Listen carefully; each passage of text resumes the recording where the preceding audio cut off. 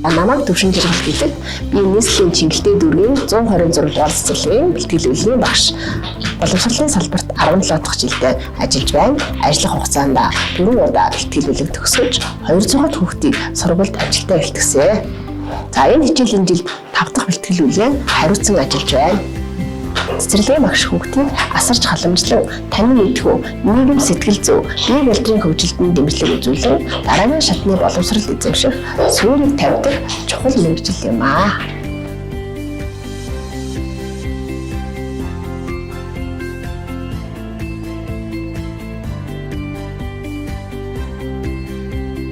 За 2 настай бага бүлэгт орсон цагаас л хүүхдүүдээ сургуульд бэлтгэж эхэлдэг.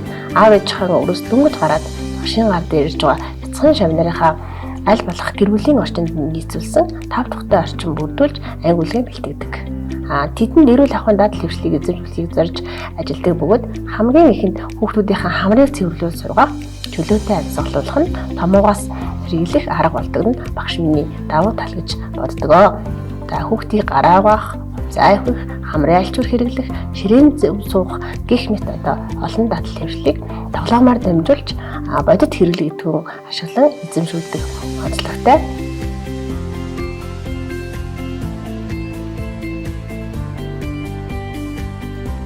Энэ наснд эзэмсэн зөв дадлууд нь сургуульд ороход дэмжлэг болоо зогсохгүй насан туршид нь хадгалагдаж үлддэг.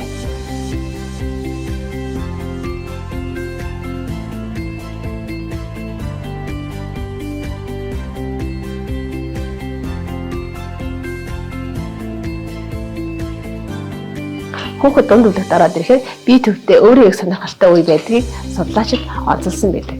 Тиймээс бид 2 наснд нь эзэмшүүлсэн тоглоомгоо суралцах чадварт нь төшөөлүүлээд тоглоомоор дамжуулж бие даалгах асуудалд ач холбогдол өгдөг. Сургалтын орчноо мөн эцэгчүүдтэйгээ хамтран баяжуулдаг. За ингээд тоглоомоор дамжуулан өдөр тутмын сургалт үйл ажиллагаа төлөвлөн түүнийг чанартай зохион байгуулахыг зорж байна.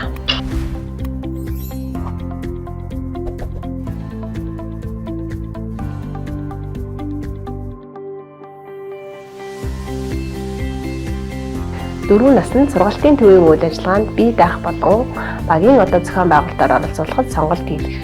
Сонголтод хариуцлагатай хандах, бусдаа санаа тавих, туслах, хамтрах, хуваалцах зэрэг нийгэмшгүй хөгжил чиглэсэн олон талын үйл ажиллагаа явуулж байна.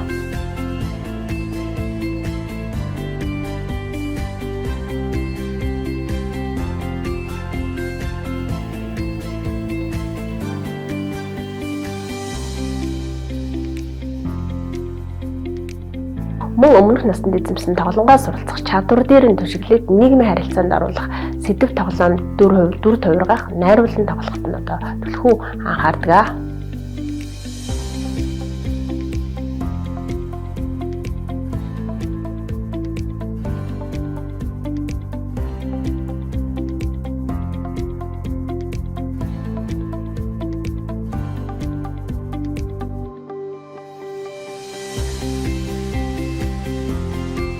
За миний хувьд 5 настайгууд болох хөлийнхаа хүүхдүүдийг сургуульд бүх талаар бэлдэх ажлыг 9 сараас эхлүүлж бүтэн жил түүнд чиглүүлэхийн зэрэгцээ эцэг их асраа хамгаалагчдын сэтгэл зүй бас бэлдэх шаардлагатай гэж үзье. Ингээд та хүүхдээ намар сургуульд оруулахад ямар бэлтгэл ажлыг хангах гэж байна вэ гэсэн асуумж тавихад хичээлийн хэрэглэл 4 товс гээд материалын талыг бэлтгэхэд болно гэж дийлэн хувь нь хариулж ирсэн.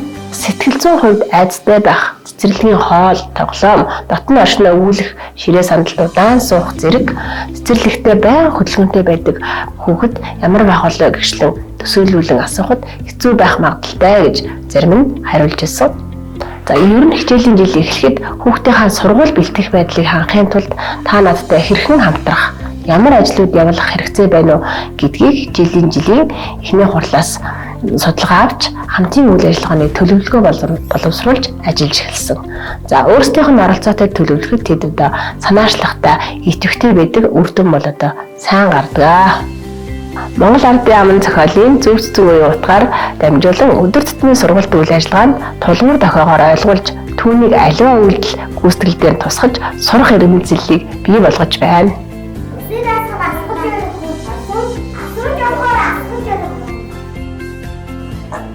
Tustantirukoa sarangni matisuni sarang intiye sisini sarang ham asuk kuchkuyon aslum ham ayah yonas kuis tasbih ham orang hijab kuis atukui ham.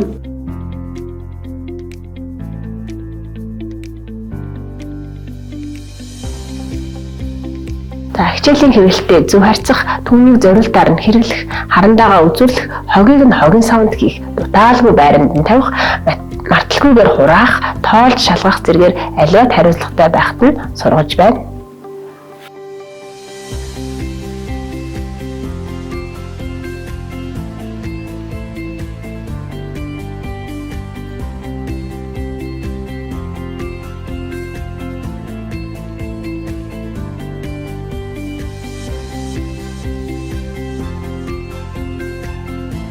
Хэдийгээр 5 настай боловч гутлаа өдөхгүй байх, үдээсийг нь занглаад орхих, үдээсээ тайлахаас залхуурч гутлаа хүчилж тайлах, үдээсэндээ тээглэх зэрэг бэрхшээлүүд гарсаар байдаг. Үдэх аргачлалыг үе шатаагаар эзэмшүүлсэн, өөрөө чадсан бол бусдын гутлыг үдэж өгөх зэргээр дадуулсан.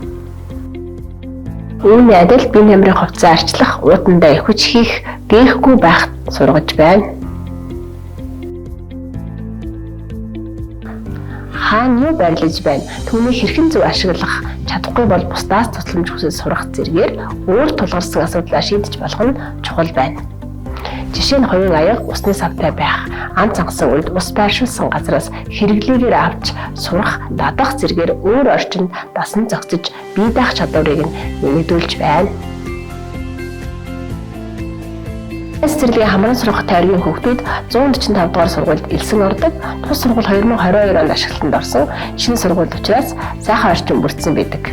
Бүлгийн багш, арга зүйч, сургуулийн удирдлага, багангийн багш нар уулзалт зохион байгуулж анх хүүхдүүд сургуульд орохдоо ямар бэрхшээл тулгардаг асуудлын кейс жишээг судалж үзээд хүүхдүүдтэй шинэ орчинд дасгах ажлын төлөвлөгөө хамтран боловсруулсан.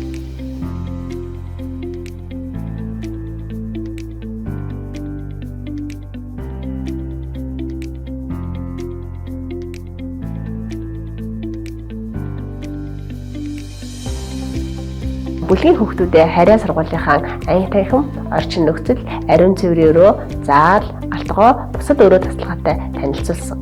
Сургуулийн орчинд мөрддөг дүрм, тасалгааны хонх дуурах, тэмдэг тэмдэглэгийг ялган таниулсан. Цүнхийн зэгслийн 1 сарын аян өрнүүлэн өөрийнх нь цүнх хичээлийн хэрэглийн бүрэн бүтэн байдлыг бүртгэх хянах ажлыг явуулж эхлээд байна.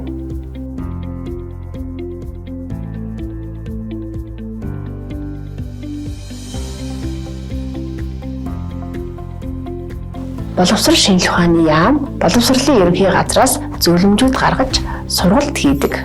Тухайлбал бэлтгэл үйлгийн багшид зориулсан зөвлөмжөөс хүүхдийг сургуульд амжилттай бэлтгэх, эцэг эхтэй хамтран ажиллах талаар санаа авч үйл ажиллагаанд ашиглаж байна.